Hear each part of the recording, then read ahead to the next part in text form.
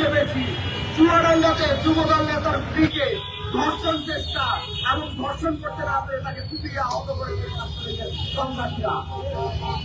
এরপরেও এই ছাত্রলীগের প্রতি আমাদের মায়া কমে না, আমাদের ভালোবাসা কমে না যতক্ষণ না পর্যন্ত আপনার ঘরে আপনার মা বোনের উপরে, আপনার ভাইয়ের উপরে, আপনার সন্তানের উপরে আবার ছাত্রলীগ হামলা না করছে ততদিন পর্যন্ত আপনাদের এই মায়া কামনা বন্ধ হবে না।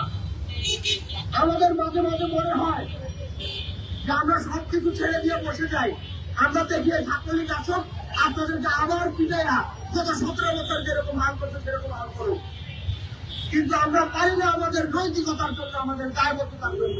কারণ আমরা জুলাইতে যে দায়বদ্ধতা নিয়েছি, সেই শপথ নিয়েছি, সেই শপথ থেকে আমরা কিছু করতে পারবো না।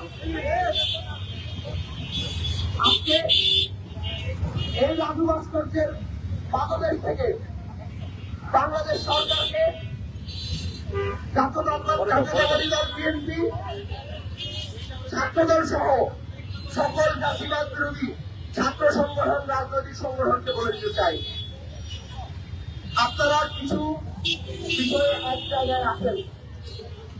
ছাত্রলীগের বিষয়ে, আওয়ামী লীগের বিষয়ে 5ই আগস্ট জনগণ যে মতামত দিয়েছে সেই মতামতের জায়গায় এক থাকেন। যদি আওয়ামী লীগ ফেরত আসে আপনারা কেউ বাংলাদেশের ঠিকানা রাজনীতি করতে পারবেন না।